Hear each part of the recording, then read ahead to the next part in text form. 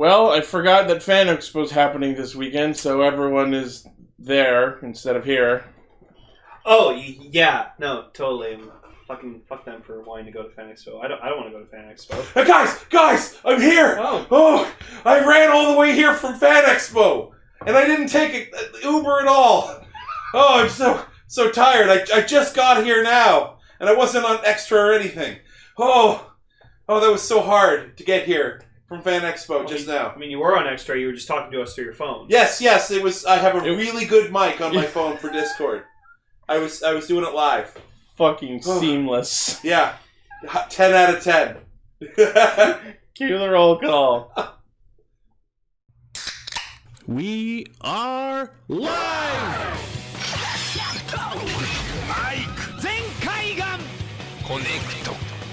Loading. Tempered Zeal! Bluecaster, Super Ichi! Loud and impulsive, Pinkcaster, Lane! The trickster of infinite topics, Savage Caster, Ibarra Fox! Broadcasting hundreds of opinions across the world! Radio Sentai Castranger.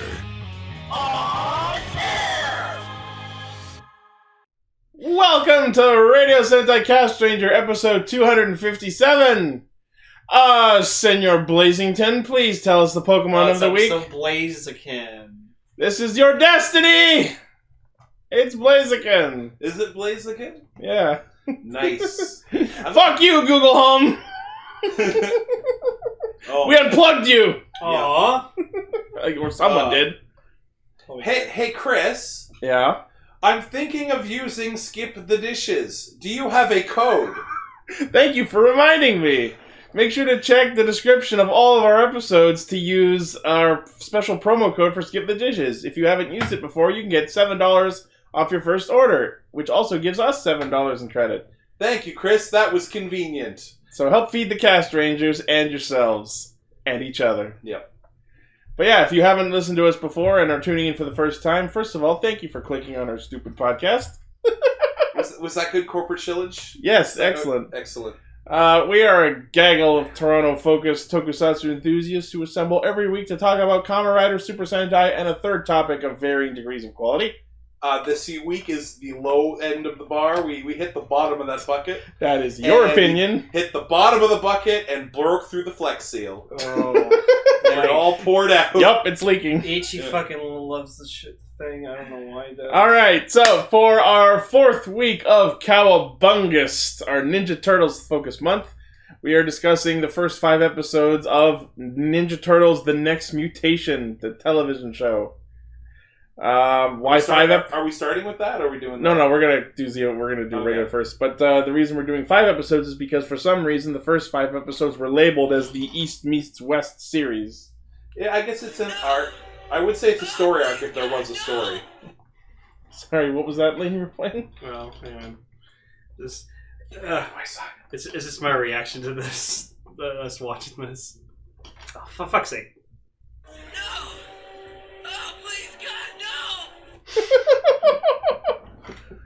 We'll get into that. I'll post this again for Cowabungust. Oh, yeah. Kamen Rider Gatesy Jones. Gatesy Jones. It's Mask Rider Gatesy Mask Jones. Rider Gatesy Jones. Also, did you notice that on your Wazatello one last week you put mask, spelled M-A-S-K-E? You forgot the D. Oh man, I always forget the D. I don't. That's what I get for writing it in manually. Yeah. You need. I could do up logos for you if you like. It's just it was. Oh yeah, it does.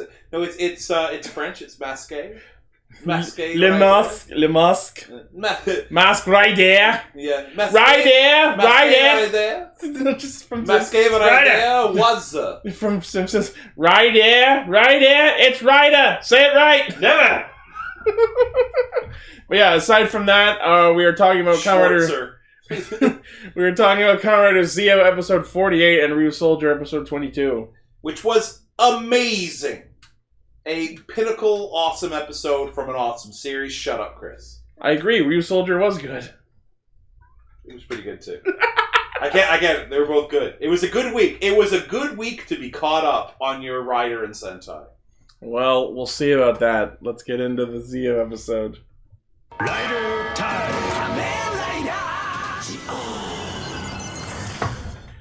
So we open with this assemblage of monsters and flying enemies and kaijins in every direction. And the crab from Hibiki and Decade.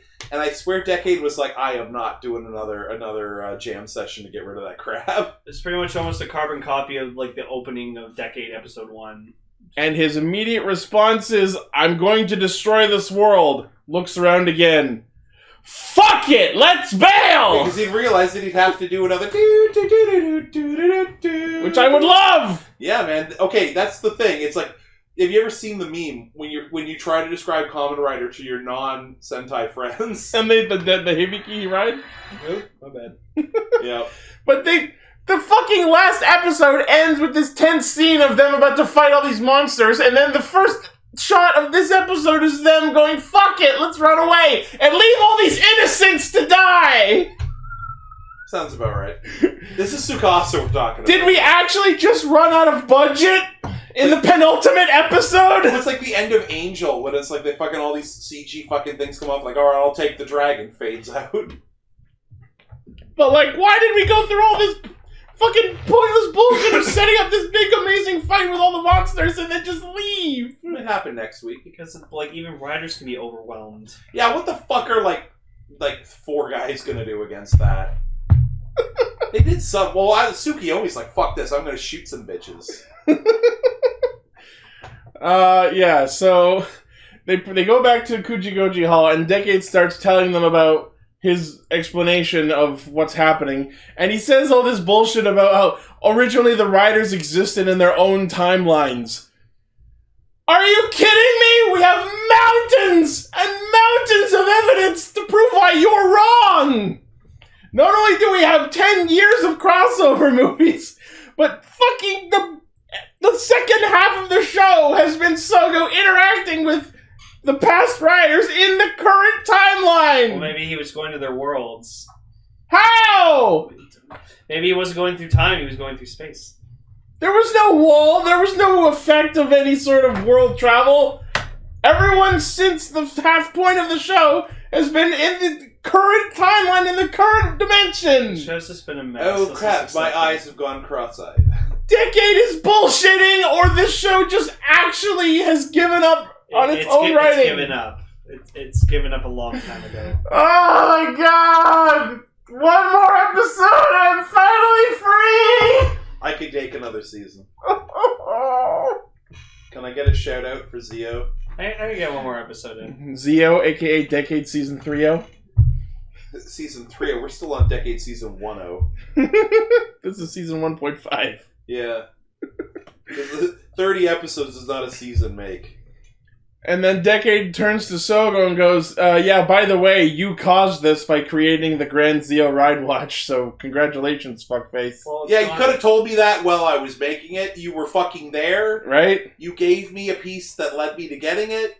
If you knew all this was gonna happen, why didn't you stop it, asshole? And Tsukasa's like, I just wanted to watch you flop around. Exactly. Tsukasa doesn't need to get involved. Oh yeah, and the thing is like, and Decade's like, I think we're gonna have to abandon this world. But there's a lot of people, and I don't want them to die, and Tsukiyomi will probably... Even though we just left all those innocents to die 5 minutes ago. Yeah, Why do you care so much about the saving the galaxy? Because I'm one of the idiots who lives in it! Like, the weirdest part about, like, watching all those people getting attacked is, like, at some points you even see some people crumpling into the floor from game disease, too. So it's just like evacuate reality like Rick and Morty? Like, shit, let's move into the next... We Cronenberged this universe. I'm like, what? Like, when they were like, oh, we want to abandon the people, and I'm like, what are you gonna do? Evacuate an entire reality worth of people? Tsukasa could do it. Man, we have enough problem with people from, like, other countries coming into countries. You know, the fucking other realities coming? How are you gonna build that wall, Trump? The sky wall. Touche. But yeah, so they go over...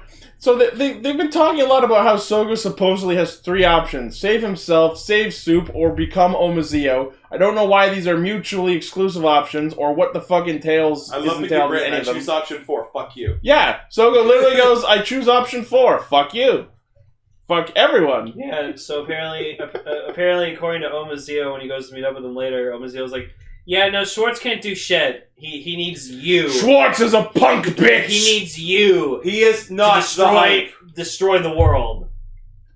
Yeah. The power of the Schwartz. The power to change the world is in one finger. Which one is it? Then he gives the middle finger. That is correct. That's pretty much my reaction to the show. I think, Chris, you need too much structure. You need to enjoy the ride. Or watch. I choose or watch. Fuck you, fuck Schwartz, fuck this dog, and fuck future me. Yeah, that's pretty much Fuck where we the are. fourth wall, fuck the plot, fuck the space-time continuum. And most of all, fuck you! Yeah, so And while I'm at it, I'm gonna fuck Gates. Wait, what? So pretty much Sogo just decides, fuck it, I'm just gonna go to 2068 before all this shit happened and just confront myself and find out what the fuck is really going on. What the fuck's up, me? That's right, we're pulling out, we're going to fight Lavos the first time we go to the end of time. We're going right into that time bucket. And, oh boy, do we get some interesting information that's pretty fucking obvious, like, oh my god, Sogo's not going to be that version of Omazeo because he's got friends. The only reason Sogo became Omazeo was because he didn't have any friends to support him and put him on the right path, so he just decided, fuck it, I'm going to take over everything. Which proves being lonely equals being evil. Wait, did they just say that the end of the world is caused by incels? Yes. Okay. Just so we're clear. Oh yeah, let's talk about this. So, in most of the recent Kamen Rider series, there's been one scene in the opening from the start of the show that is shown in either the last or second to last episode. The perfect example is in Drive, the shot of the Trideron dodging a bunch of like spikes and shit. Yeah. So apparently Zio's version of that is the shot of him touching the clocks. Yeah. Wow.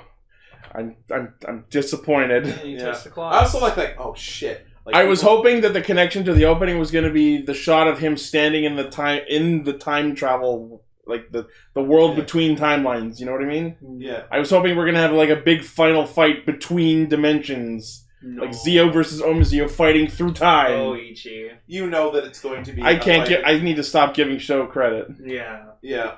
So I just like that, Uncle's like, okay, well, the world is coming to an end. There's fucking giant enemy crowds running around, and the Kamen Riders to fuck the hell off. Time to go shopping.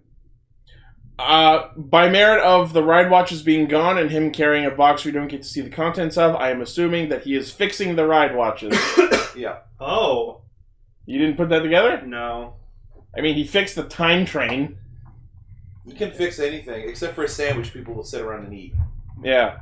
And just to cut ahead a little bit, speaking of Uncle going shopping, we can now weirdly say that Kamen Rider Zio is better than Spider-Man because he saved his uncle from dying. Exactly, but he didn't give him a ride home. Yeah. Like, Sogo, I'm still fucking downtown and the world is ending. You got a flying fucking robot. Take me home. But there is some cool And I'm going home to I'm Away! going to 2068. You could stop on the way. But there is some cool things, so, like, that, like, kind of set up how the first episode's gonna happen. So, like, he takes the time machine, goes to 2068, confronts Omazeo, and then, like, he meets Soup and Gates, and so he, like, sneaks a little blank ride watch. And at first, I thought that was the blank ride watch that, like, Sogo ends up getting in 2018, but then that doesn't make sense because it just spawned on his bike. Yeah. So, Yeah. But yeah, so they pulled the same shit that Sogo was doing back when they were time traveling in the first half of the show, where they snuck a ride watch into someone into the past, and then over the time change, it like grew and matured with power, and then It's like, oh, you have a route. Oh, yeah, this thing that I've known about the whole time and just have not thought to use. it's been in your dress for 50 weeks. I didn't know this dress had pockets! That's valid.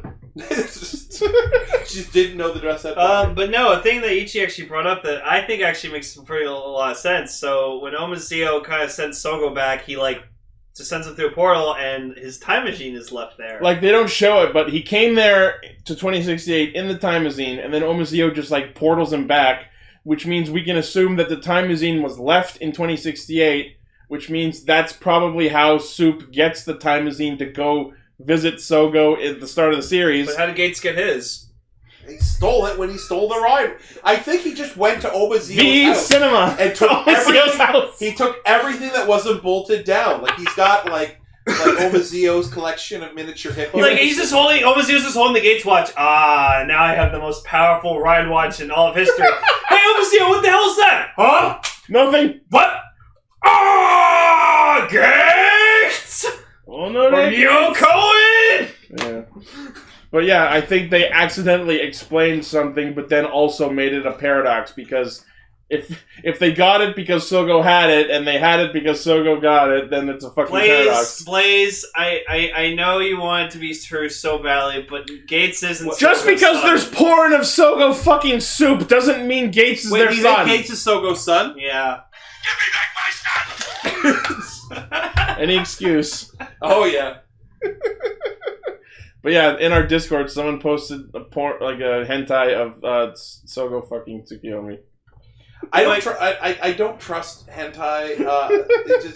It's because you think it's one thing, and then you're like, monster penis with a face on it. Tom, the next time I ever see you anywhere in public, no matter how crowded it is or anything, I'm just gonna look over you, point you, and just go, Tom, give me back my son! And people will just be like, and I'm like, give me back my son! Give me my money! Give me back your son! Where's my money, Damien? Where's my money, Damien? You seen Jack's films is in that now? No. In the finale, he pays back like the $3 he owes Goofy, and then Jack from Jack's film calls him up and says, Goofy, can I borrow some money? What the fuck? How much do you need, Jack? What the fuck are you talking about? Oh, the puppet. You have never seen the Goofy money thing? There's this thing where this guy who's a voice actor, he got a Goofy puppet, and it's him pretending to be Goofy, trying to get money back from his human roommate. Like, so things are about to get goofy. But I can't do a Goofy impression. But like, where's my fucking money? yeah, but it's just like 10 parts. That's right, like, Maxie. I You damn found fucks. the gun, and like. But the whole thing is that he paid him back the money he owed him, and now Jack from Jack's film is trying to borrow money, so he's going to do a crossover. But yeah, about Sogo earlier in the episode, like when Decade tells him that he's gonna have to die to save everyone, his response is, "Are you kidding? I'm a millennial. I've always wanted to die." No. He says. I guess since the moment I started becoming a writer, like I knew this was gonna happen. No. From the moment I was born, I knew I was going to die to save the world. We've reached that part of the series where I have to tell the protagonist that he has to die to win, and you have to find a way not to die, but die anyway. Yeah. Option 5. Yeah.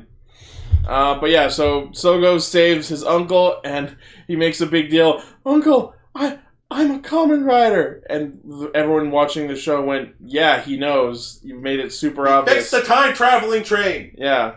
He went on a time-tripping But fucking, ride. I just love that, Decade's like, fuck all these people, I'm not fucking saying. And Soup's like, well, I'm gonna fucking go out there with my fucking laser gun and fucking shoot some bitches. I love I'm it. here to shoot bitches and chew gum. I didn't bring any gum. That scene of Soup, like, running through the crowds and, like, shooting monsters with her Fi's phone has been memed, and my immediate caption on that was just like, oh, y'all get the fuck out of here! I want to enjoy my fucking parfait and diet Sprite in peace and solitude! This Rider world is closed today. None of y'all better have them fucking laser deflecting hats that my brother sells or you're getting a shot in the dick! So Woz is like, Oprah, you get a Rider belt, you get a Rider belt, you get a Rider belt. Yeah, like, at this point, Woz should just fight them with belts by just, like, pulling them out of his cape and chunking them. Where does he get these Ziku Yeah, that. What are you riding? Like, this one's not working. Oh, I got that one on Wish. That one's defective. Take another one. I got it on Wish. On Wish? Don't buy anything from Wish. It's awful. It comes in, it's like, it's not actually a Rider belt, it's a little fucking toy. And It's a candy toy yeah, one. and they changed the description to it being the toy, not the real one. It's the Biku driver. Yeah. And fucking, okay, I don't know if we're supposed to do this. I'm using your list. Uh-huh. Are we supposed to be using your list? Sure. Oh, not that there's a list. We're just remembering all of these things. Yeah. It's organic. No, people know I have notes. It goes up on the Patreon. Gates with the fucking pie. I remember I was like, Gates, where did you get...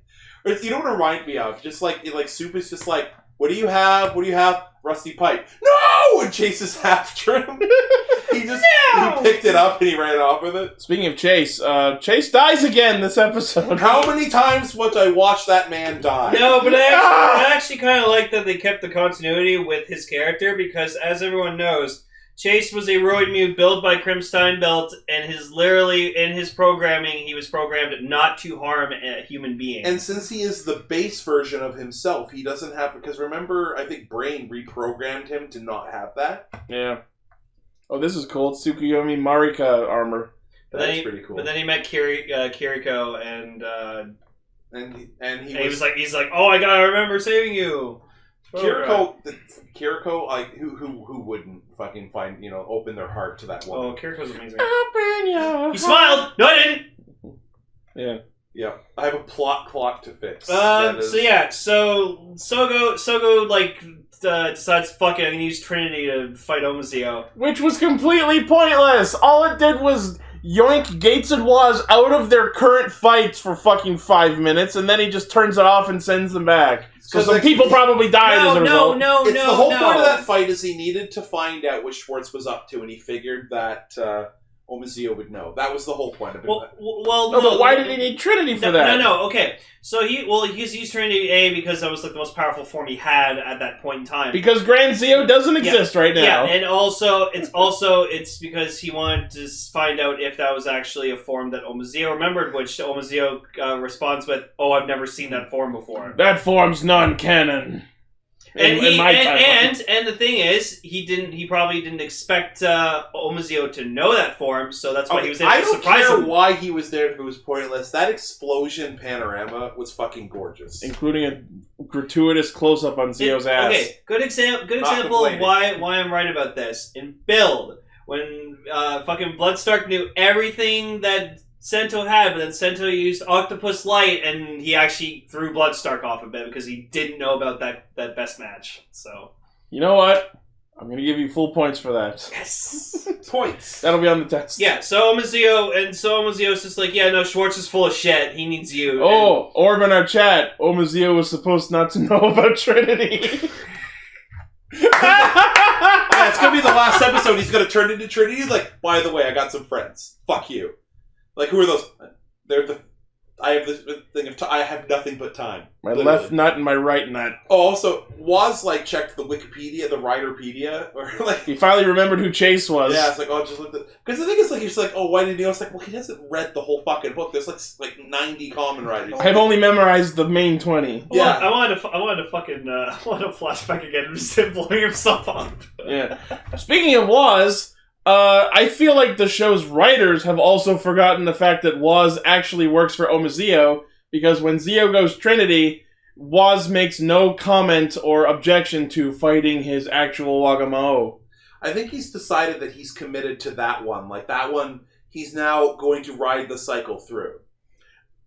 You know what? I'd be okay with that if we'd get a scene of him explaining that decision. Yeah, he's not had this moment of clarity where he's like, I believe in Sogo instead of Omazeo. Instead of fucking more plot development, we got Ginga. Also, we're at 109 Wakamo's. Oh boy. Yeah. Oh boy. We'll probably break 110 by the Snogo, I love these notes. Snogo sneaks a watch into soup. Yes. Yeah. Waiter, there's a ride watch in my soup. Shh, don't say that or everyone will want one. Of course, your meal is gratis. So then Diane and Decade team up, and it's fucking awesome because it just gave me Decade flashbacks. And they even had the song down. Oh yeah, the Kamen Ride theme. I'm like, oh good, Diane is on Tsukasa's side this week, which means next week he'll betray him again, and if he betrays him one more time, he gets a free sandwich. I was thinking about this earlier this week, but I wanted just every time Kaito showed up in this thing, every time he just showed up no matter what, it would just hear, I am Diane, Sekai Ichi no treasure hunter, Takarawa, Dokoda. I just want that fucking every time he shows up. My name is Diane. It's from the stage show. And then he raps about the secondary writers' names. Yeah, so I actually wanted that song to play every time he showed up. What do we got here? Was featuring Valkyrie. Not bad. That's cool. Can we see fucking Gates Vulcan armor? Oh, no, I think didn't we get that? We had that before. Yeah, we have that before. Yeah. I want to see Waz featuring 01. Their colors would match. So yeah, that makes sense. It is the next future writer. So then, Soup becomes Kamen Rider Soup. The prophecy! Kamen Rider Soup is upon us! The button! The UI button! Oh, right. Eli! Wait, why didn't Wallace do that? Because Maybe next episode. no, because it's not his water moment. Fuck it! But yeah, we finally got Kamen Rider Soup. It's not a joke anymore! Yeah, and like barely a couple people are disappointed it's not the actual one we got from the 0.5. Yeah, the one that says Suku on it.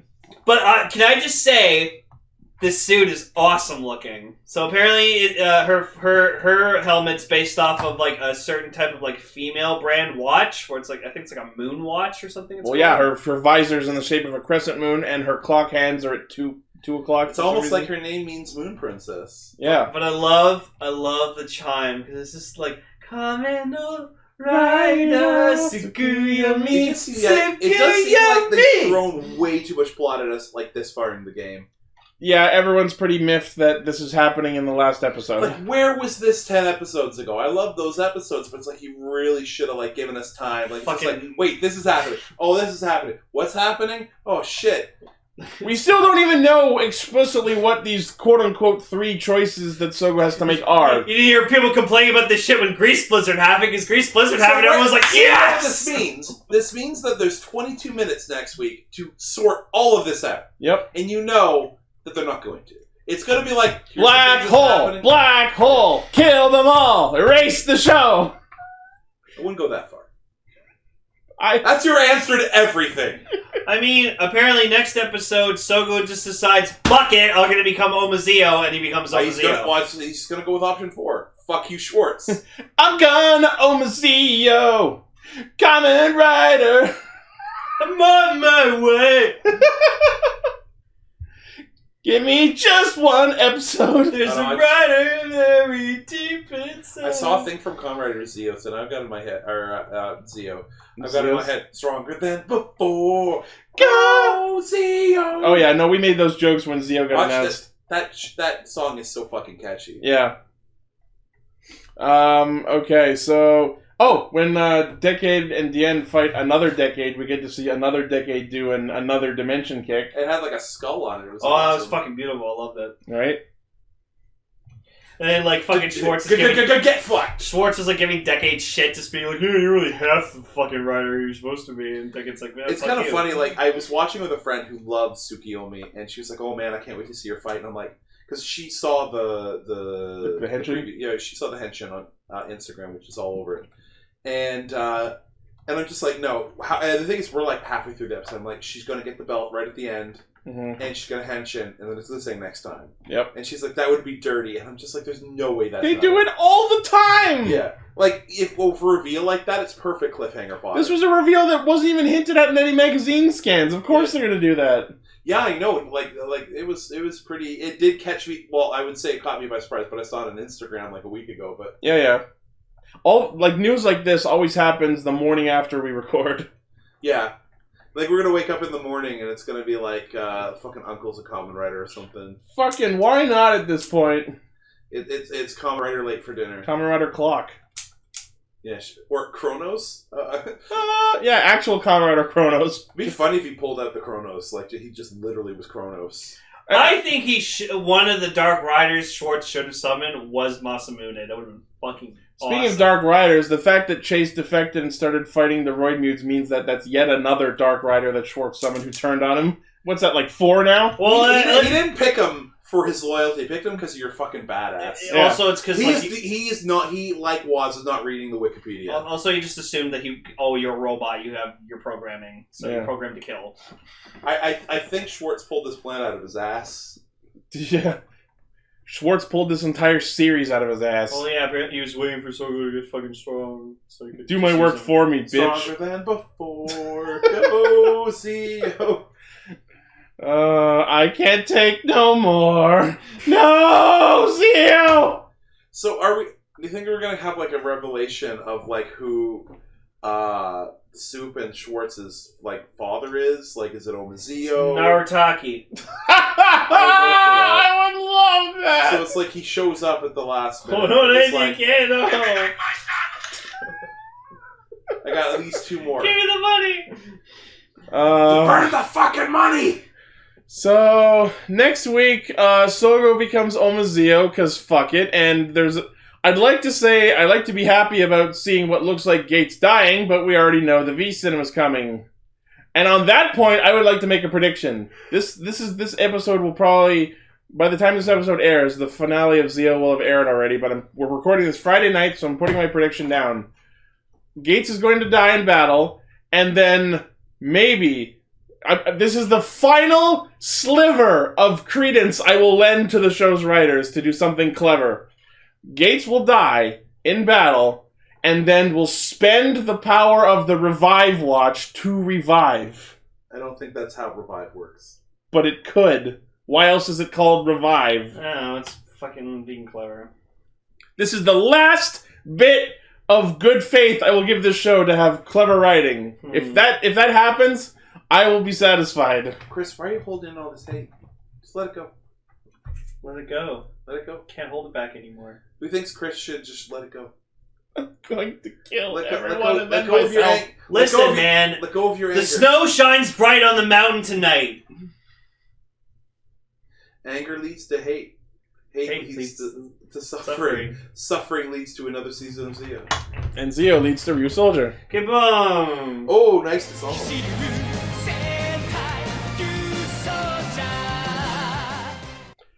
So yeah, confirmed. Seto is in fact possessing the body of Ui's dad. Oh. I like how they did I that wanted at the Ui to be beginning a of it. Ryusoulger. That would have been sweet.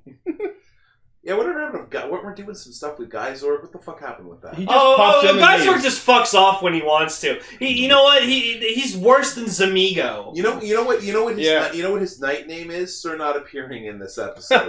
Every fucking episode. He had more fucking screen time in the fucking crossover thing. Oh, the Super Sentai Battle? Yeah. Yeah. Like, I love Geysorg, man. I'm holding out hope for Ryusoul Violet. Yeah. So yeah, Light Raptor's a woman. It was so weird to see this goofy-looking Raptor Zord with, like, a mature woman's voice. Like, hey, what's up? Alan! What's up? Alan! Alan! I'm going to save you from the darkness. Asuna. I gotta say, though, when it sucks Red into, like, the fucking death world, that looked so fucking cool. Like, That was it was, like, trippy. twisting upside down. Like, for, like, the usual level of, like, composite effects, so, like, meh, but it was really creative looking. To me, it looked like he was in the area where the Gao Rangers go to Henshin. Yeah. It's like, he accidentally dialed a wrong number on his... One access. Yeah. Like, he sorry, wrong number. Orb's got a good point. At least we knew Zamigo was doing shit off screen. Geysorg could just be sitting in an alleyway for all we fucking know. Yep. But I mean, like, oh yeah, so I like that Tankjob. Tankjob! Tankjob! I'm calling him that from now on. Tom, high five. Yeah. Tankjob. Tankjob. Yeah. Goes up with fucking bunghole. That's what I thought. He's got a giant barrel. The first time I read it with the H, I thought it was Tankjob, and I'm like, wait, no. I'm calling him Tankjob from now on. That almost sounds like a G.I. Joe character. Yeah. Tankjob. Let's go get Cobra. There's Snowjob. Exactly. Yeah. Yeah, so Tankjob is like... That's hey, the name of the fucking episode. Tankjob. Yeah, Tankjob. Oh my god, can the thumbnail just be a picture of Tankjob, but just like he has sensor bars wherever there's like cannons on him? No. You gotta put a picture of Tankjob in front of like a really sketchy massage parlor. That's where you go to get your Tankjob. And just pixelate every one of his cannons. Yeah. There you go. So yeah, but he's pretty much, he says, hey, Ryusoul Red, if you surrender, we can give you your master back. He's like, oh, and he actually seemed like he was going to be like, let's do it, and then Tankjob just fucking punches him, and I'm like, haha, psych! It's like, dude, you would have fucking had him, right? Well, Tom, it's not his master; it's his Master! It's wolf job with Tankjob. Oh man. So there's this one shot where like the Minosaur, who's apparently been causing this whole dead and living switch, just like breaks out of the sky to say hi for 5 seconds. Wait, I got a challenge for who's ever doing the things, like, that really bad wolf job picture? Just take that picture and just put Tankjob's face on it. But Tankjob. So yeah, the Minosaur like breaks out of the sky for a second and almost actually murders all of the Ryusoulgers. Yes. But thankfully, and he's like, they were like, what video game system do you like? Oh, I have Xbone. Oh, I have PS4. Switch! Go out there.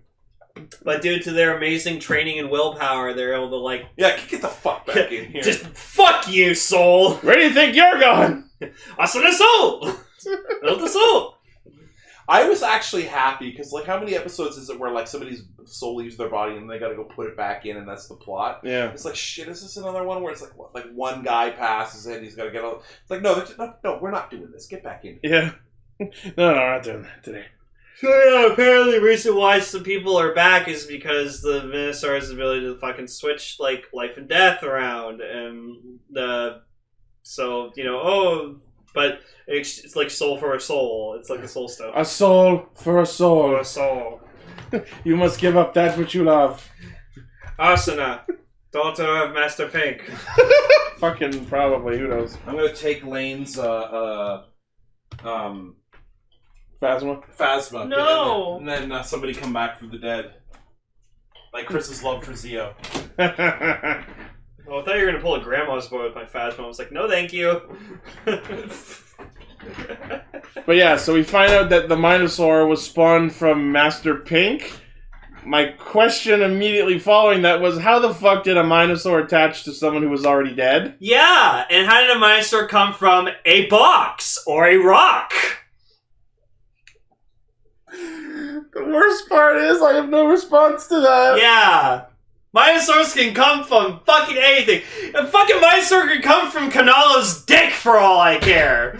Probably no. Fucking next week it will probably come from Oto. Yeah, we get Oto next episode. I missed my thirsty girl.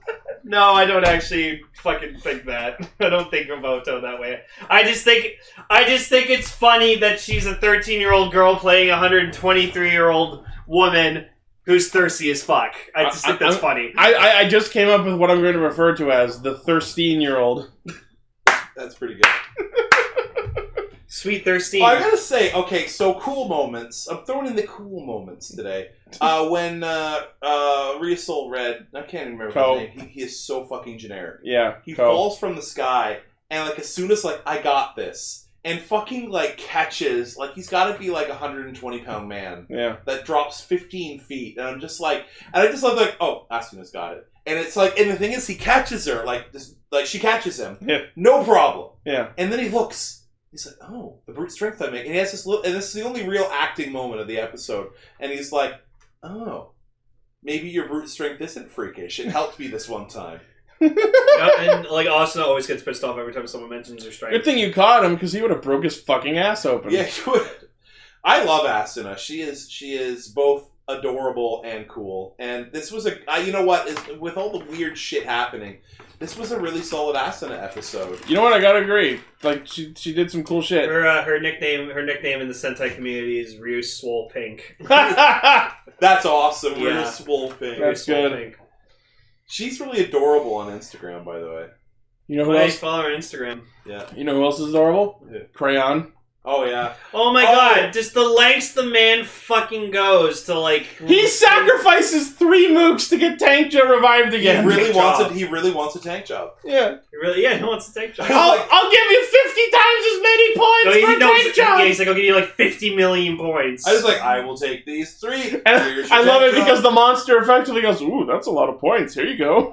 Yeah, the monster's like, we're working together. Why? It's like he's cheating at a gotcha game. And it's like so sad that like Tankjob like fucking dies in front of Crayon's for a third eyes. time. Yeah. How many times must I watch him die? And like cutting later, but like it's just so funny that like Crayon's just like fucking crying his eyes out, and it's just Waizaru comes back out of fucking nowhere because Ichi. Like, what is the actual deal with the fact that no 2 generals are ever in the same shot? I don't know. Tankjob has died 3 fucking times. Oh, I get it! Because they're chess pieces, and you can only move 1 chess piece at a time. You can only use 1 chess piece at a time. So that's such bullcrap! They're taking turns like a chess piece! Lane, you need Come on! That's gotta be it! Somebody get Lane some toilet paper to clean up that thing he took out of his ass. No! I think that's it! They're chess pieces, so they're taking turns! That's why when Gotchaland showed up, he's like, oh, fuck you, and then he leaves. Yeah. That's why. If someone says that that's a thing, Sure. Come on, fandom, back me up on this. Well, Kage agrees with you. Yeah. It does make sense, but it's like there's been no other chests other than their design. Well, I will say that to the point of the chest designs, the belts that all three of the generals have chessboards on them. Yeah. But I think it's more just like there's no commander, so it's like the whole thing is like... I'm like, what, do the generals of the Druidons just not like each other? What the fuck is this about? Maybe, yeah. Does Wiseru just hate everyone? Need some fucking villain plot. Like, this is like fucking Kamen Rider Ghost. And I love Ghost, but like we were like fucking like halfway through that before they were like, oh, by the way, this is what's going on. Here's a villain. Thank you, you know? But yeah. Oh, fucking Tankjob. But, so he goes... Hey, Pink, can I hire you? You're really good. Yeah, he insults every one of the Ryusoulgers he fights, and then Pink comes up to him and is like, hey, you're really strong, come work for me. And then she's like, get fucked! She pauses for a second, then he attacks her. Like, yeah. Like when you, somebody's need a tank job, the way you do negotiations is you say what you're willing to offer, then you wait for them to counter offer. But he thinks it's like, you give them an offer, then fucking kick them. Yeah. Then you fucking stab them. That's not part of how you negotiate. Like, I'd hate to see him negotiate a hostage situation. That's him. Hostage situation. Give me back my son! And then... Kicks them off the roof. They go, okay, and then, kicks them off the roof. Give me back my crayon! Wait, that's pretty much the plot of that movie, though. Yeah. I was too lazy to take it. And I love that, like, each of the Ryusoulgers, like, except for Ko, who's fighting the monster, like, take their stab at Tankjob. And then Kanalo, like, comes at him, and he's like, I will defeat you, Tankjob! And he responds with, I don't know who you are. Yeah. It was the Thanos fucking skull. You took everything from me! I don't know who you are. I think he pauses for a second, like this is better than Thanos in a way. Like, he fucking pauses, like, yeah. Wait, who are you?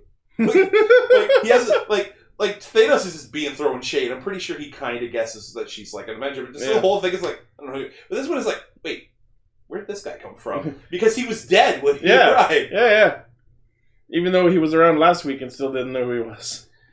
Oh, I love that Master Pink threw her LARP sword over for them. Yeah, Asuna gets her Ryusoulgen knocked to the side by Tankjob, and Master Pink fucking yeets her, like, normal-ass sword, and I Asuna, understand that all of the armor weapons are foam and plastic, right? Yeah. They gotta look like the toys, but at least they kind of, like, you can suspend disbelief, they look really cool, but that literally looked like it was made of fucking foam. It had creases in it. Yeah. It looked like those fucking swords you can buy at any convention that are usable in LARP. Yeah. And it just looks like... And I don't even think they made it. I think they just bought it and put a fucking a handle on it. And quality of the prop aside, so... What has been my biggest problem with Ryusoulger thus far? You're a crusty bitch. Aside from that. No team Hisatsus. Yeah, I was trying to think of a way, because I already know. So I was trying to think of a way to deliver that like I don't know. Yeah. But yeah. So, Ryusoulger finally... I didn't realize they didn't have one until you mentioned it. No, right. Ryusoulger finally decided to shut my stupid ass up this week and give us a fucking amazing one! It was pretty sweet. It was pretty cool. In the form of all four of them combining their dino slashes into the LARP sword that Asuna's wielding. And we get this badass CGI, like, affected, like, magic combo sword that has elements from all four of the dinos she's channeling. That and looked like an amazing effect, too. I'm like, that's awesome! And then she, like, slices Tankjob's sword in half and fucking finishes him off! Yeah. That's so awesome! Where's that been all show? Seriously, dude? In front of Crayon? Seriously? In front of myself? I mean, they didn't know he was watching. Yeah, they did. He was there the whole time. They didn't pay Did attention. Yeah, he was there. I thought he, like, ran up and saw just as he died. No, he was there at the beginning. Oh, when they were, anyway. like, you know, trash talking. Yeah. But, like, that Hisatsu was awesome! Can we have was. more of that, please? You know, I love this episode. Pink, like, okay, so of all the characters in this show, the two that I find the most interesting are Bomba, because he's got he's very slowly dealing out his traumatic backstory. Yeah. But I love Asuna. She's got the most personality. She's the most interesting. She's got her strength, which is probably going to be like, we're never going to hear where it came from. Yeah. But the thing is, like, she really showed that she's a really great Pink. And I'm hoping against hope. All I really want from this series is for her to them to build on that. Yeah. I've seen too many Pinks like Pato Pink, where she was awesome at the beginning and then they barely touched her in development. Yeah. Then again, the Patos got the short end of the story stick. They're still awesome though. They're still awesome, but they didn't do anything. Like They were awesome, but there wasn't much depth. I want her to be an awesome. You know what I would love you know how usually there's always a rivalry of who's the strongest in the team? I would love it to be with a female ranger and the red. Mm-hmm. Also, I want somebody to do something interesting because the red guy, the only thing awesome about him is that his face looks cool.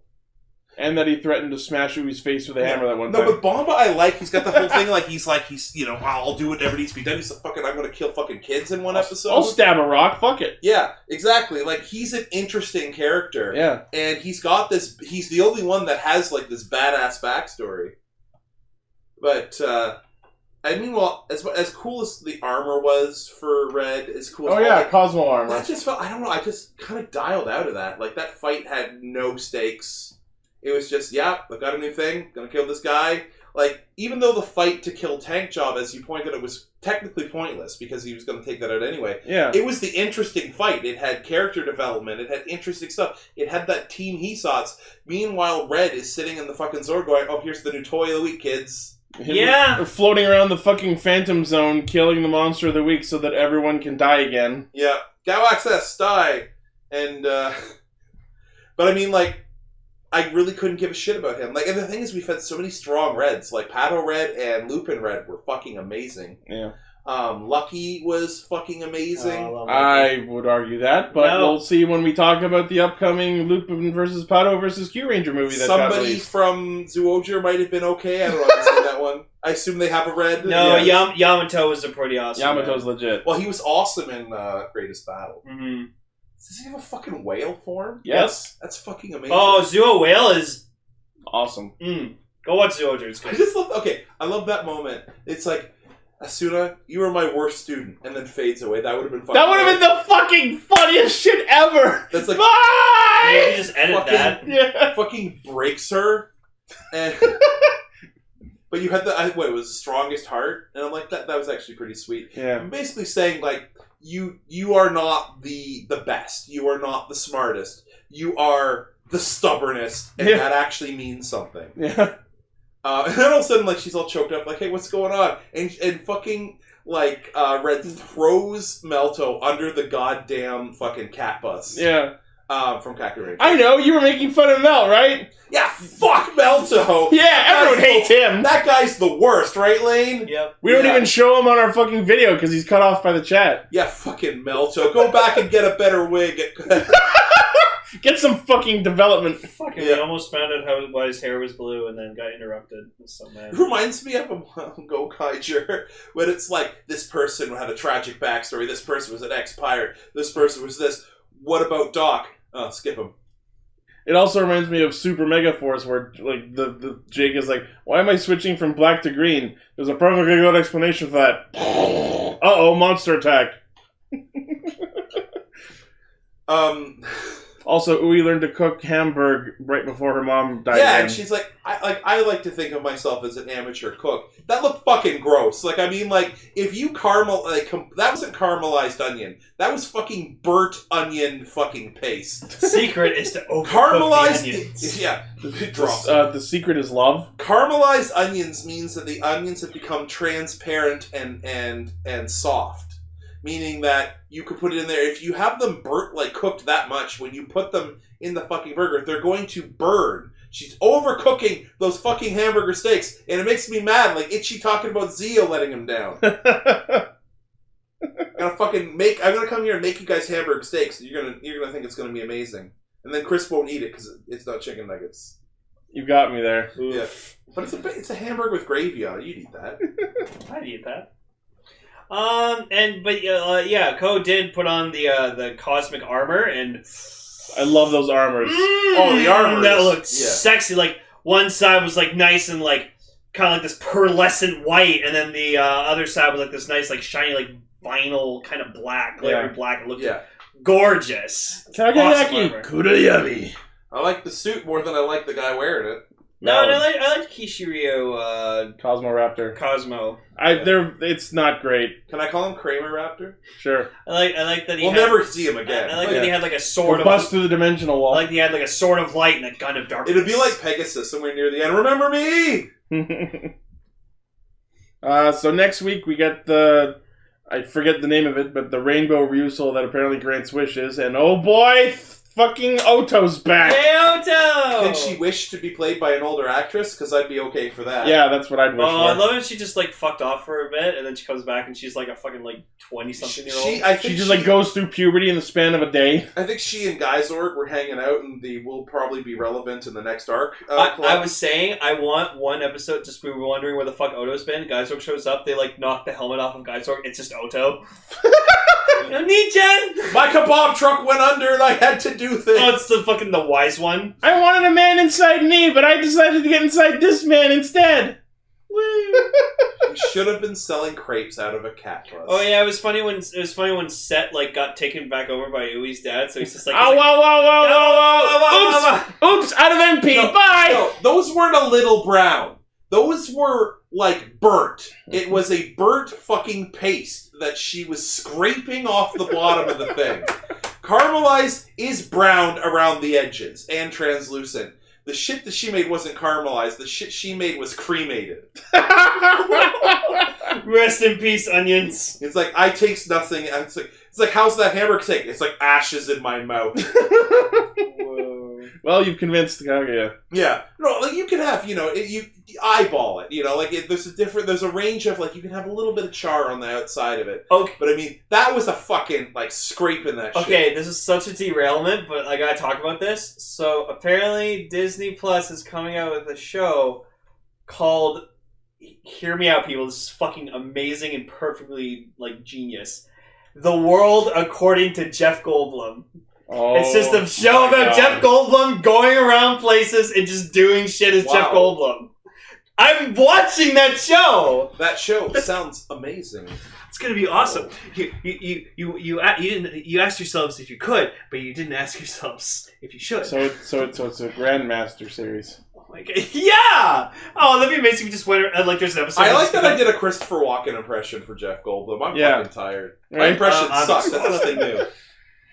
All right, let's Oh! I gotta, before we get into the bad shit, I need to say a couple of things. I've got photos in the chat for this happening. So I got photos in the I was chat. as you know, I was at Fan Expo today, and I wish I was. let me just Yeah, I wish I was yesterday. find the photo here. So this photo here is me inside Fan Expo. Now the great thing, now zooming in on this photo, you'll see a recognizable thing. There's Corey Feldman. It's Corey motherfucking Feldman. So I waited in that lineup for 20 minutes with no intention of buying anything. 20 minutes. And you I say, said- for Corey Feldman. Yeah, and I said, hey, can I ask him one question? Like, sure, go nuts. So I walked up and I said, hey, I just You know what? If we're talking about this, let me just go ahead and like play the bumper. Okay, play the bumper. Heroes in a half shell, turtle power. Hope you all enjoy that wallpaper we just put on. All right. Oh. So he goes, okay. So I walk up. I said, hey, I'm a big fan, and I said, hey, I'm on a podcast called Castranger, and we were talking about Ninja Turtles 3. And he goes, and I said. We jokingly said, with like, how did you feel about it being shot in Astoria, Oregon, like the Goonies reference? And he goes, "Was that shot in Astoria, Oregon?" And he fucking looks it up. And the thing is, it was how many years ago? Like 15 years. He goes, "Oh yeah," and then somebody pushed me away. So I did mention that the fact I didn't want to say like is the only reason. Hooray! You got to remind him where he filmed a movie. Yeah, is the only reason you're in the film is because they shot it in the Goondocks. But Goondocks. That's what that place is called. Oh, really? Yeah, that's why they're called the Goonies, because they live by the Goondocks. Oh. Okay, so anyway, we were talking, I don't know if it was just an extra, we were talking about how it seemed like there was going to be an Asagi Yojimbo reference in Teenage Mutant Ninja Turtles 3. Oh, yeah, because of Prince Kenshin? So today, there's another photo, because these I had to take photos for reasons. Okay, so this is me from today. With Stan Sakai, the creator of Usagi Yojimbo. Nice. Cell will murder you. So I told him, after I geeked out a little bit, we're still talking about how you make hamburger steak. After I stopped screaming. So I was like, I was a big fan, and I'm writing a novel series, and we had I'm just... Anyways, and so I walked away, and then I walked back. I said, hey, can I ask a question? and I said, in Ninja Turtles 3, it seems that they would have been prime for a Usagi Yojimbo appearance. Was there any discussion about putting him in the movie? And he said yes. Wow. And he said they weren't going to put the character in, but in the scene at the end of the film when they're fighting in the hallway, going from room to room in the castle, they made this banner, this huge blue banner with Usagi Yojimbo symbols on it. Cool. And it was like the family banner of Usagi Yojimbo. And it didn't make it into the final cut of the film. You can't see it. Oh, that sucks. And they felt so bad about it, they sent him the banner, and he still has it. Wow. So there was never an intention to have Usagi Yojimbo as a character, but they really, the set designers really wanted to put a Usagi Yojimbo reference into it. That's cool. Yeah. Yeah. We'd have to wait until the 2003 series to get an actual Usagi Yojimbo crossover. Yeah. So that was, I figured I was going to do some reporting work for Castranger. Excellent. Yeah. Thank you. But he is a very, very nice man. I got a bunch of signed stuff, and he is very humble. Cool. Yeah. All right. Finishing up our theme. That's now on a sour note, what we watched. Let's make this quick. Finishing up our theme month of Cowabungust, we watched the first 5 episodes of Teenage Mutant Ninja Turtles: The Next Mutation, which was a live-action TV series that aired during the Fox Kids era around the same time as Power Rangers in Space, which we know because it crossed over. Oh my god. I liked it, for the most part. Yeah, you don't like Zia, so what do you know? You're the new me, Ichi. You like my that god. shit. I don't know what the fuck, you're straight-laced, but this is the only time where I'm like, no, Chris is secretly smoking something. I literally was sitting, when I started watching, and I watched the first 3 episodes, I'm sitting at home, I've got a fucking fresh pizza next to me, I'm laying in bed, I've got the fan on, and I'm in a great mood, I'm like, yeah, this is gonna be, I was looking forward to this. 10 minutes in, there's no joy left in the universe. Okay, look, I'm not through these 5 episodes was fucking torture. When the last one aired, I watched the first 3 myself, but I came here to watch the last 2 of the 5 we were going to watch. And when the 5th one started, I said, finally, last one. Okay, let me be perfectly objective here. I will admit the series is not amazing. There are problems with it, like anything. But I feel that this qualifies as something that is enjoyable ironically. Like the Mortal Kombat movies. It's not even no, not even. So it starts out with this random brown, robed figure just, walking.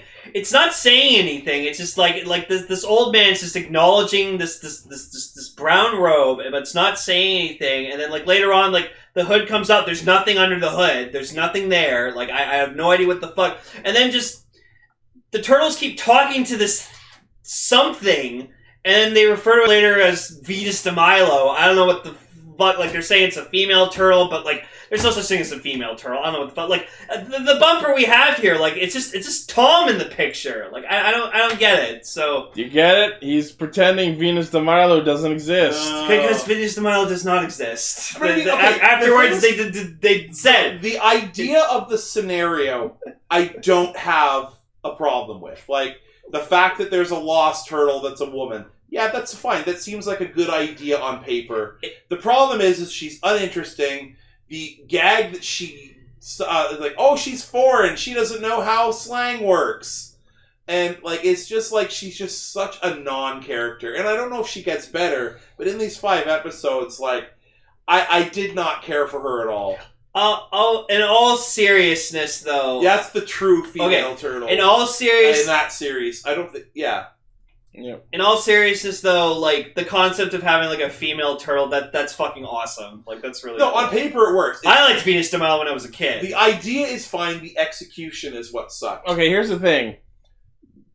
I think the show does get better when we start meeting the other villains, because they're all very interesting in their own way. I remember the ape one when I watched it again. I saw an episode with the who's ape voiced guy. by Optimus Primal. Yeah, and I was like, oh, this is interesting. And then we have fucking Bone Steel, played by goddamn Scott McNeil. But holy shit, did they fucking, throw Shredder under the goddamn bus. This is my favorite part of the series, actually, because like, okay, I'll admit this wasn't as good as I remember it being. Can you hear my eyes rolling on the chat? But like, the Foot Clan is fucking pathetic in this series. They're wearing suits that look like they were made out of oven mitts. Everyone's dubbed over. It's like five. Shredder is not Five of them have the wire eyes, and the rest of them just have that T-shirt ninja trick where you could turn any T-shirt into a ninja mask. Shredder looks like he's played by an Asian dude, but the voice he's giving off has like zero accent. It's like every replacement villain where they replaced a Power Rangers boss. Like he's like, what's that one? The bounty hunter from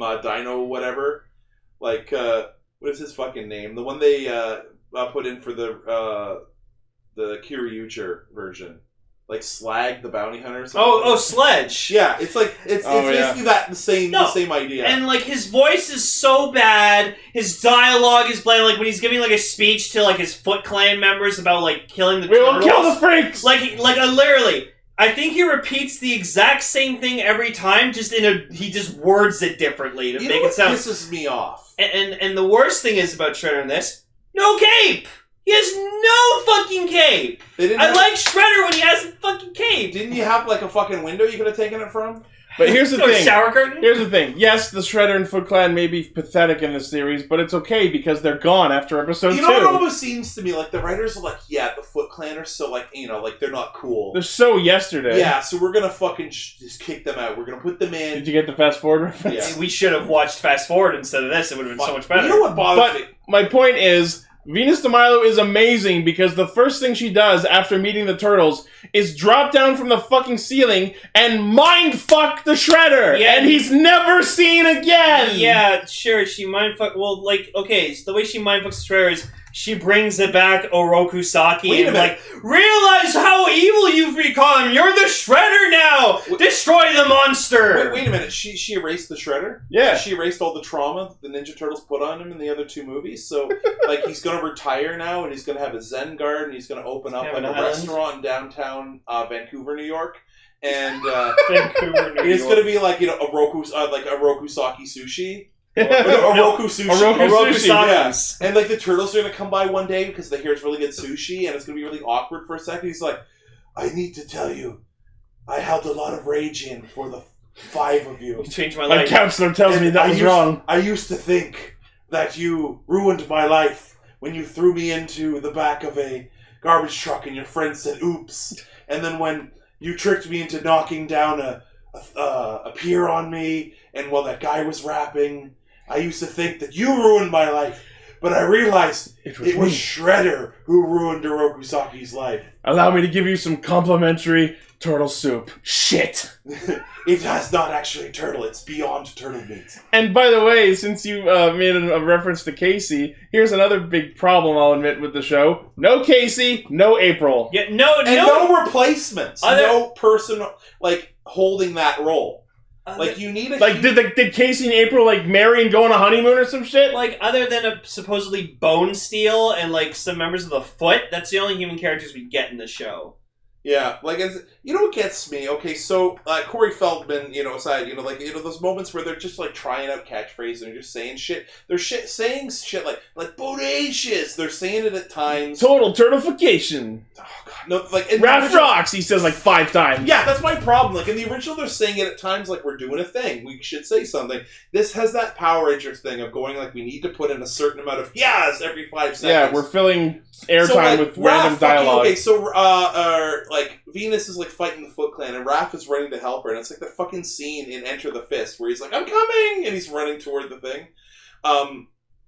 But it's like, he's like, Raph on the way! And he's running. Raph's coming to get ya! Turtleification! Like, every time it cuts back to him, he has to, like, he's reacting to the camera cutting. Yeah. And his mouth isn't moving. So it's like somebody in the editing suite going, every time we cut back to a turtle, watch this series do this. Every time they cut away to somebody who's not a turtle and back, they have to say a catchphrase to remind you that they're bodacious. Yeah. And it gets to a point where they're fucking driving. And, like, there's this one shot where they're driving in the turtle van. Jeep. And it's, or a turtle Jeep, or turtle Hummer. Why they have a fucking Hummer is beyond me. No, that's a fucking, that's like a... Ninjas must be stealthy. That's like a $100,000 vehicle that they're driving. Anyway, so they're driving, and it's like, time to kick some shell, and they're driving, and then it cuts to Raph, and Raph's like, yeah, man, let's go, and then it cuts back to the same shot of the Jeep driving by, and it's like, bodacious, as they're going, like, why do you have to have them say something? We understand that the turtles are in the car without you having them talk every time it cuts back. Let's talk briefly about the suits. Oh. They make the suits in Ninja Turtles 3 look like the suits from Ninja Turtles 1. Like, I actually disagree. I thought that they were better than the suits from 3. Well, you know, the heads in particular in 3 were just god-awful, but I think the heads... Remember how choppy the motion was in the 3? It synced up with the voices. Also, so many times, Splinter's the worst for this, that the mouths will just be open. Like I actually took a screenshot while I was watching episode 1 yesterday, and I had to pause the episode and just laugh at top volume for a solid 5 minutes, because the scene where, like, Splinter walks into the area where Raph is fighting in the first episode, and the Foot, like, change their attention to go fight Splinter, and he, like jerks his head around to the side as they surround him, and there's this one shot where, like, his eyes are looking in different directions, and he's slack-shot, and it's the funniest shit ever! Here's the thing. In all of the Turtles movies, even the great first one, they don't have the animatronic facial expressions in all the time. They're stunt masks. Yeah. But the thing is, when they're in stunt mode, their eyes are usually narrowed because they're fighting, and their mouths are closed. Because it is a lot easier to make it sell the... Because there's a couple of times you can see the other Turtles in the background not reacting. Because you can sell a closed mouth and neutral facial expression as an just normal inactive. It doesn't, get you to think something's wrong. But when it's the mouth open, an open mouth is an intentional thing. So it looks like they're just fucking drooling, or they're having... I will admit there were way too many shots of them saying nothing and their jaws just hanging open. Yeah, so the whole thing is only the turtles, when you're up close, the faces look good. From a distance, they're like... There's so many times where characters are talking, but they're in the background, so they figure they don't need the animatronics. So their mouths are just open and they're nodding their heads. Which works in Power Rangers with the plastic face. Yeah, with the non-mouths. It's the thing is, there's things where it just seems like Haynes Sabin and his Power Rangers people were using Power Rangers tips and tricks, but it's not working. The fact that Power Rangers with their faces don't move, so you have to have them nod, you have to have them talk a lot to remember who's talking. However, this one, it doesn't make fucking sense. Yeah, I will say what I noticed in particular about these suits was that, I could be wrong, but I feel like these are the most muscular turtle suits I've ever seen. Yeah. Well, from the neck down, the suits look good. Except for up close, the hands look like they've been through 6 seasons. Like, they just look like they're shit. I'm gonna one-up you with the Splinter scene where, I think it was like episode 4 or something, but like there's a scene where like the Dragon Lord, who I'm gonna say he was my only favorite and part of this fucking series. He's the only one that jokes that landed. Because he's fucking awesome looking, and I like that like it was a brand new original villain as far as I know. I don't hate the Dragon Lord. Like, I don't know why he has hair. It honestly seemed that fucking warlord. It seemed to me what? It would be cool if it were like fucking like dreads, or like some kind of like tendrils, Doggy Kruger kind of thing. Yeah, like a Doggy Kruger like tentacle. It's hair.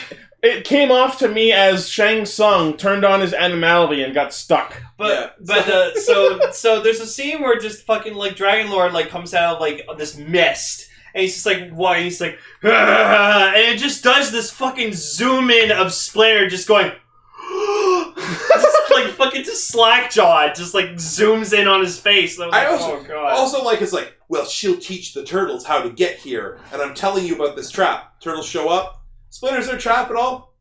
Also, everyone just knows where everyone is. Oh, and also... we know where the Dragon Lord's base is. Let's go fuck him up. Well, because they have that tracking system. Yeah. Could track anything The weird. turtle eye in the sky. But I like that they went into the dream world, which I call the ending of Spawn the movie. I actually wrote in my notes that they went into Sonic Adventure. Oh, God. And it's just... The thing is like, the dialogue is just... It's not terrible, it's just... not good. It's just so generic. Yeah. It just seems like this was like a generic pass and somebody should have ironed this out. Mikey's like they'll say something and then they'll contradict it. Yeah, that is... Okay, this is the most painful part of the whole show. Having to listen to Goku's voice coming out of Michelangelo. Like the ocean dub Goku. Like not Sean...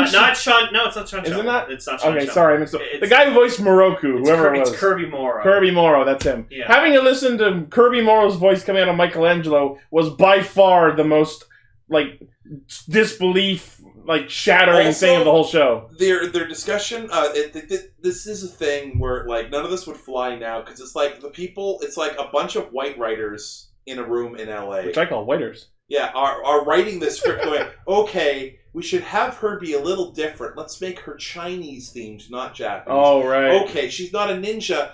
What's the Chinese word for ninja? I don't know. Shinobi sounds something that sounds ninja-like. Okay, we'll say shinobi. And the thing is, like, I was saying this to a friend today. I was asking their opinion. A person was born in mainland China, and I'm like, told the thing. I'm like, oh no, that's like, well, first of all, like in China, Japan is like the bad people in World War II. They're not very happy with Japan in mainland China. But the whole thing is them claiming that it's like Chinese mythology, but she's called it shinobi, is actually really offensive. They posit her as like the ninja version of a shaman or a mage and call her a shinobi. A shinobi shaman. Yeah, but even as a kid, I remember thinking like, wait, a shinobi is a word that means ninja, and it's a Japanese word, but she's Chinese. It's a bunch of really uncreative writers sitting at a fucking desk thinking that like ninja, shinobi, samurai, all of this quote-unquote Japanese stuff is all interchangeable and nobody will fucking At least they tried to give her they gave her a Chinese name, Mei Pei Chi, which the turtles immediately ignore and come up with calling her Venus De Milo because she walks in with the head off the statue. Which is not a statue of Venus De Milo. And also... Venus De Milo's topless. Yeah. Also, so the turtles all have these little like emblems on their belts with like their initial on it, and Venus comes in at the start of the show having a buckle that has a V on it, even though she was given the name Venus after the fact. So whoops. Well, the thing is, I can imagine now. This is me playing devil's advocate here. I can imagine their turnaround time. Well, was probably about the same as Power Rangers. They didn't have the resources. All they had to do was remove that one buckle until she formally joined the team. But it's just like it's the level of not giving a shit. Yeah. And they're kids; they won't notice. And the thing is, like being, and I'm putting this through the lens of Power Rangers because this was the time when Power Rangers was still in what people considered to be the golden age of Power Rangers. Yeah, this was during In Space. Yeah. So, but the thing is with Power Rangers, they were completely rewriting the lore as they went, and it was fresh Power Ranger lore, like Power Rangers Zeo, Power Ranger Turbo, and all this stuff. It literally was building on nothing but its own lore. Yeah. And nobody in Japan had seen the original, nobody in America, North America, had really seen the original shows. So they didn't care about it being, but the problem is this is a beloved thing, a world with rules in it. And they were playing laissez-faire with these rules, and it just seems like they weren't even trying. They bought the license, and at the time, the Ninja Turtle brand was at its lowest. Like, people were like, oh, it's not cool anymore. So they probably bought it for a song, and they were like, let's fucking do whatever we want. And the problem is at the time, probably, new fans didn't care. But the thing is, like, in the older fans, and in retrospect, it's terrible. Like, they're just like, it just seems so out of place. I'll grant it's not as good as I remember it being, but I think that's largely in part is we haven't really gotten to what I would call the good episodes, because I feel like the other villains we meet later in the show are far more entertaining. Chris, Bone Steel is my favorite Ninja Turtles character, period. Do you want to come over here and punch me in the nuts? Because that's what I'd rather do than watch more of that show. I'm not saying you have to watch more of it. I don't care if there's a race of like sexy fox girls that show up in later episodes. I am done. Holy shit. What? Are there? No. I'm just saying if that's how far you're not... No, I mean, wow. It's like, when somebody says, oh, it gets better, but you're like, I don't like it now. I'm not willing to give it... Yeah, no, I completely understand that argument, and I'm not asking you or forcing you to watch more. It's like a donut with shit frosting, and they say inside that donut is like Boston cream. And like, you gotta get to it. Also, apparently... You gotta get past the salty shit to get to that. And then you get to the middle, you're like, nope, this is coming. Also, apparently Netflix couldn't get the rights to the original. I was going to mention that. We watched this on Netflix, which it's on at this time. Who knows how long it'll be there for. And they don't have the theme song that aired with the original show. There's a better theme song? Yes. Would you like me to sing it for you? Yes. 4 green turtles heard the news. Turned to mutants by an ooze. Found on the floor and raised by a rat. Now the ninjas, how about that? Check it out. Another one found. Made her way to Chinatown. With the rest, that makes 5. Ninja turtles, now they're live. Na na na na ninja. Ninja turtles. Na na na na ninja. Ninja turtles. that makes a lot more sense because I remember watching that intro. I don't remember the intro because I don't think I've ever seen the beginning of one of those episodes. The theme song on the Netflix version is a fucking travesty. Where did they fucking get that song? I don't know. Like, it's just... But, it's cool that they crossed over with Power Rangers and Space over like that, but I think they should have crossed over with, like, fucking, like... Beetleborgs? Like, Beetleborgs, Los Luchadores, Oh, like, that would... Los Luchadores would have been awesome! That would have been great. I don't know, my only, like, my thing is, like, I was, you know, by the time this show aired, I was already a man. What did this, 1997 this aired? I would have been, like... 97, 98. Yeah, how old was I? Whatever year Power Rangers in Space happened, so yeah. I would have been about... 3, 4, 5, 6, 7, 19 when this fucking 97, 98-ish? Yeah. So I was like, I was 19 when this aired. And I watched, and I dabbled in Space. Like, I watched Space now and again, mostly because my friend was really into it. And he showed me the Turtles episode. He brought it over on a VHS tape. That's how old that was. And showed me the Turtles episode. And now the Turtles episode, I'm sure is probably dated too, but I remember going, hey, this is pretty fucking cool. The Turtles are a little weird looking, but it was cool. Like, I like what they were doing. They've got the extra turtle. So I tried watching the show, and I watched a couple of episodes here or there, and just... I was underwhelmed, to say the least. And let me provide a couple of interesting tidbit factoids about this show that some people may not know. Fact, I forget exactly where, but in some regions where the show aired, the word ninja was offensive, so they changed it to Hero Turtles the next mutation. They actually, they've been doing that since the original cartoon for Great Britain. I did not know that. Yeah, so that was nothing new. The brand in Europe is Teenage Mutant Hero Turtles. Yeah, and also in this show, Mikey doesn't have his nunchucks because they're illegal where the show was filmed. In the original show, they actually paid to animate they would cut the nunchuck scenes they could, and they would have a 3-section staff. They would actually animate different scenes. You can actually look at the comparisons. But yeah, like over the course of this entire show, Mikey has tonfas instead of nunchucks. Which I don't technically have a problem with it. Like, no, it's not bad. I'm just saying it's different. Well, you know what that's from? Like, literally when... and the Ninja Turtles is kind of to blame because it's what started it.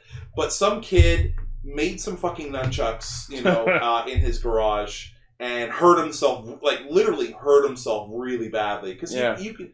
Well, what's every other thing people do with nunchucks in a thing is they hit themselves. Yeah. But it's okay because the sharp-bladed katanas are still good.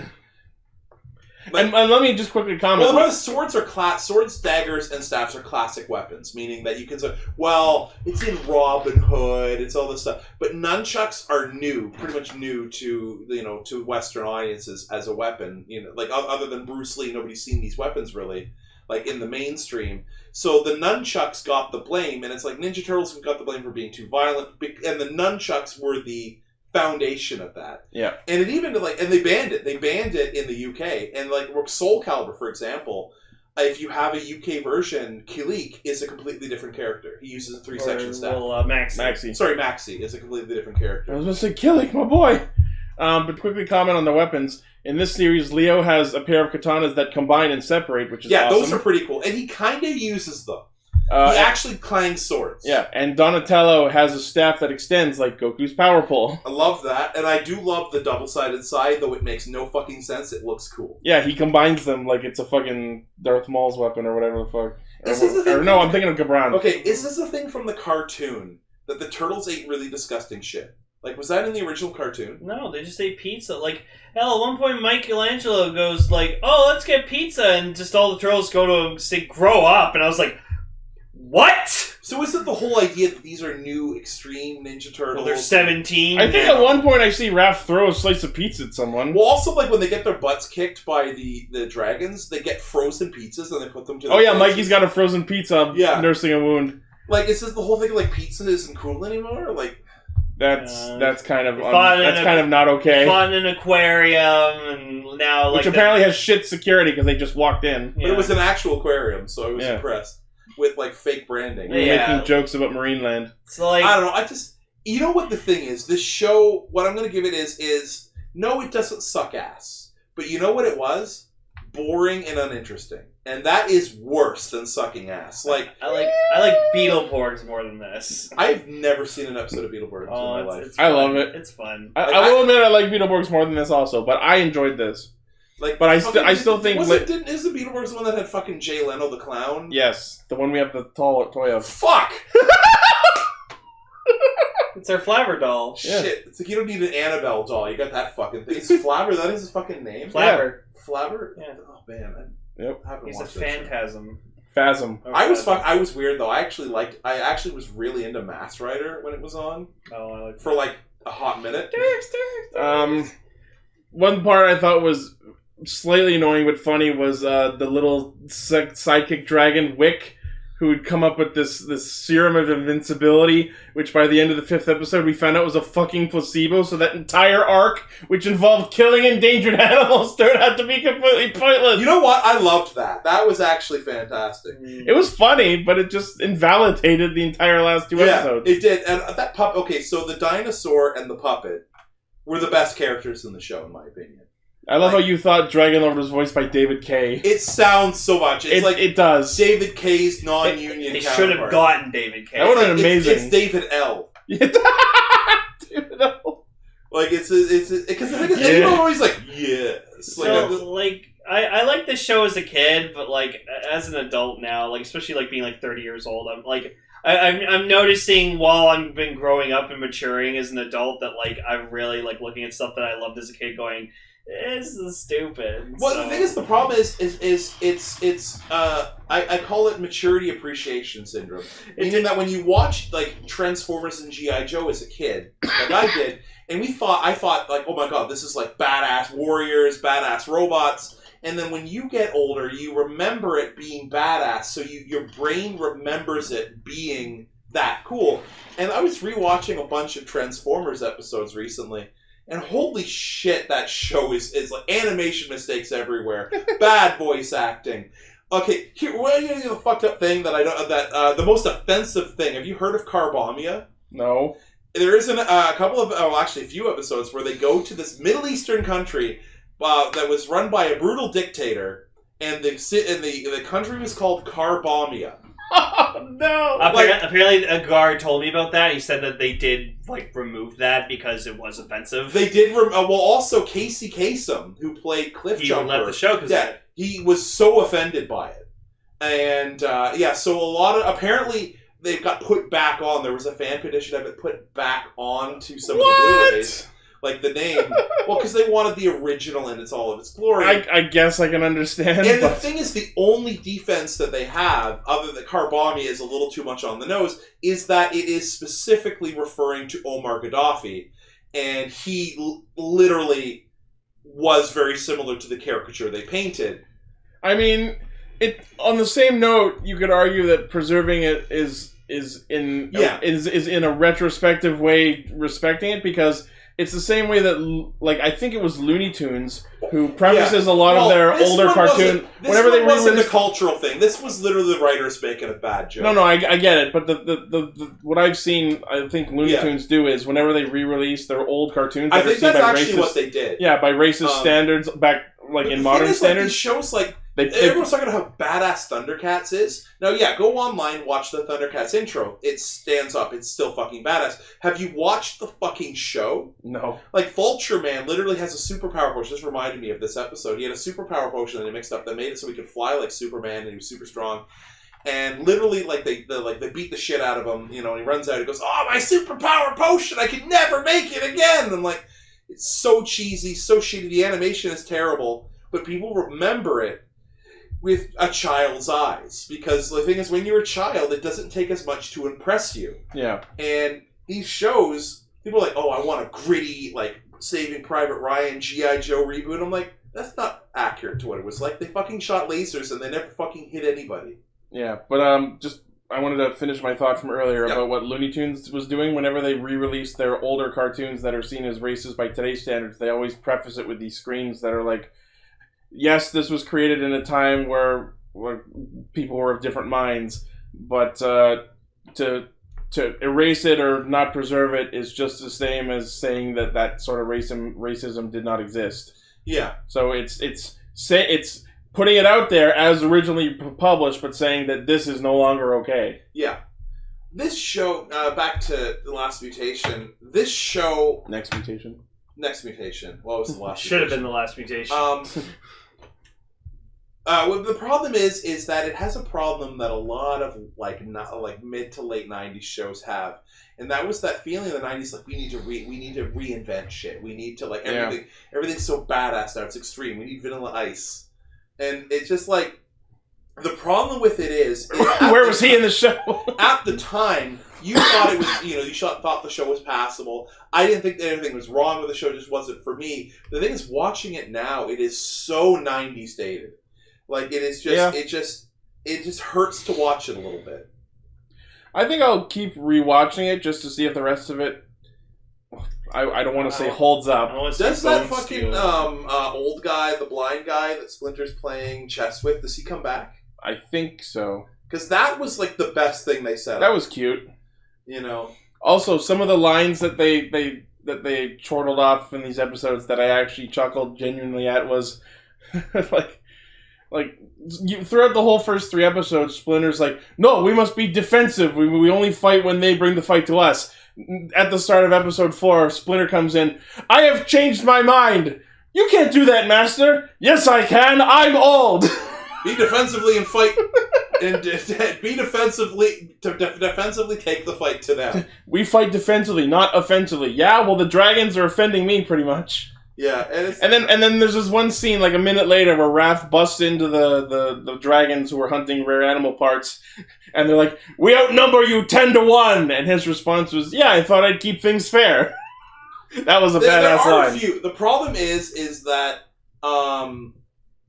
most of the jokes, like so Ninja Turtles 1 and 2, I would say 80% of the jokes land. Sure. And they're just they've got great timing. They land. There's a few that don't. Most of them do. The third film, I'd say it's like 50-50 if a joke lands or not. Sure. Whereas this one, it's 95% of the jokes just either make no sense or don't land. And there are a few gems that are funny. Like, I got a good laugh out of the I'm changing my mind because I'm old. Yeah, I will concede that to you. You know what it reminds me of? You should look this up on YouTube. It's actually hilarious. It's Norm Macdonald, the comedian, did a roast of Bob Saget. Oh. And he purposefully memorized a bunch of really bad workplace jokes and just went out and randomly told them about the people he's roasting. So he purposely told a bunch of really shitty jokes and purposely bombed the set. And that's why it's funny. And he's just throwing out joke after joke after joke after joke, and none of them are landing. And that in it is kind of fun to watch. I kind of felt like I was watching that with this. I'm just like, bad on purpose? Am I not getting it? Is the fact that the humor is this bad, is that the joke? I also like that the whole 5th episode was all about like Leo's weird turtle dreams about finding quote unquote a new way, and then the new way they found was literally no different, like 0% different. Yeah, it's like instead of doing things our way, we're gonna do our things our turtle way. It's just, oh, all right. It's back to Jazzercise. That was a good joke. Yeah, like the Dragon Rank, which is the name of the mooks, they're like training in the hallway, which has been outfitted with this fucking death trap course. And Wick is just shouting at them, "Do better or it's back to Jazzercise!" I like that he pulled the rug out from under the one guy. He gets up, puts the rug back, he steps up, then he pulls it out on him again. He gets up, puts it back again, then steps on it. I'm just like... Is there going to be a third one? No? I was disappointed that there wasn't. The dragon had the best lines. There's that one that's like, double dribble, that's cheating. The total cheats!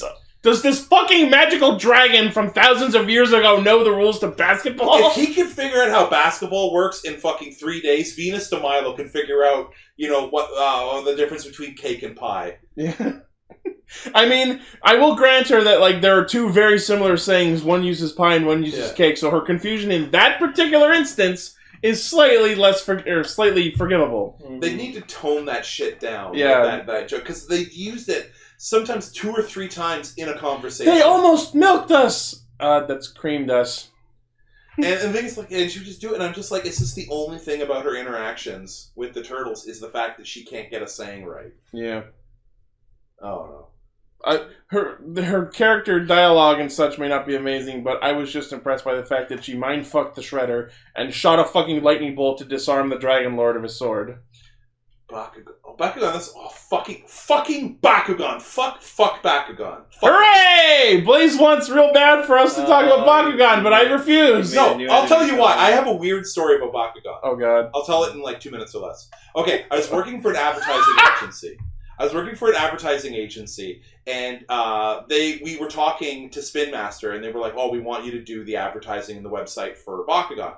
So one of our coworkers was in Japan at the time, and Bakugan wasn't out here yet. Mm-hmm. And so he bought a shit ton of Bakugan. He bought like so much of it. Like we filled a ball pit. Like $500 worth of Bakugan. Oh my God. So he brings it in, he puts it on the board table, and like we're reading all the lore, like he was translating because he was fluent in reading Japanese. Uh-huh. Translated it all. We were like filming little demos, and we did this huge like pitch, and all for free because usually like even to pitch it they've got to give us something. Mm-hmm. And then we're like, hey, we can't wait to talk about it. Oh yeah, and we found somebody cheaper. We didn't tell you. And like they had been threading us along, and I'm like, Bakugan! I've never seen the show. I've never played with the toys other than that. I'm sure the show is lovely. It's like if Beyblade is A rank, Beatamon is B rank, and Bakugan is C rank. Oh shit! It's like 2 levels below Beyblade. I love the thing is they've got like those car transforming mech cars that are pretty much Bakugan cars. Oh, do they? They have vehicles now? I have no idea. Oh, are you mad? The show is good. Bakugan is S rank. Fuck you. S tank. It's an S tank job. The tank job. Yeah, I'm mad personally about the toys and getting screwed over. He's mad about like you're just like fuck the show. The show was. It was one of those shows I only watched because nothing else was on at the time. I admit, from playing with the toys they were fun. I didn't know there was a show. I admit, it's way after my time. So the fact that unless somebody, like, it's at the time I was an adult, right? So unless somebody introduced me to it, there's no way that I would know it. We're geeks. Our time is when we say it is. Yeah. I've seen like 5 episodes of SpongeBob. Like, I'm... Like, same. So good, though. Yeah, my girlfriend loves it. But yeah, so that's Ninja Turtles Next Mutation. It's alright. I will openly concede that it was not as good as I remember it being. If I ever want to watch them, see these specific turtles, I'll just watch the In Space crossover. Yeah, they're actually good in that. We should talk about those episodes sometime soon. Yeah, well, I guess is this the end of Cowabungust? Yep. Yeah, because shit, I still have 2 turtles to draw in a shredder. You can do it for next week. I'm not going to draw all 3. Next week is still August, but our feature topic for next week is just going to be, since it is the last episode of Kamen Rider Zeo, we're just going to have a big open discussion about the series as a whole. Oh, okay. That's what we usually do whenever a series ends. Yeah. All right. Well, we shall. It's gonna be Ichi just like fucking like so pissed off because no matter what. Keep your hands on that volume dial. No matter what fucking happens, like they could literally do exactly what Chris said earlier. Chris would be like, "I don't like that the timeline is mixed," you know, like. That's what I've been saying all year. I don't know. I think that you're going to be upset no matter what happens. That's if they meet your expectations, you're going to be mad that it was predictable. If they don't, if they black hole everyone, I'll go. Thank you. Moving on. I'm hoping for an ending where nothing is concretely put, and then they have another ending which actually isn't an ending, and then we finally get an ending when laser fight. Wait, no, that's X8. Alright, so as usual, thank you all for listening, watching, liking, favoriting, sharing, subscribing, and being awesome. Please make sure to check out our primary source of our hijinks, which is castranger.podbean.com. Check out the link in the description of all of our episodes for that free $7 Skip the Dishes code. And of course, check out our Facebook page, Twitter account, merch page, Patreon, our Discord server, all the cool shit. If you don't have time, just check 3 things. Yeah. Pick your 3 favorites. Yeah, pick your 3. Do the Skip the Dishes one. If you join our Discord server, you can listen to the show live, recorded usually Friday nights, 9 p.m. Eastern. Shit, we're live? Yeah. I say that every week, don't I? Oh, we're live to Discord, not live anywhere else. Oh. Well, shit. Bye! Thank you all, and we'll see you next week! Bye-bye! And remember, total turtification.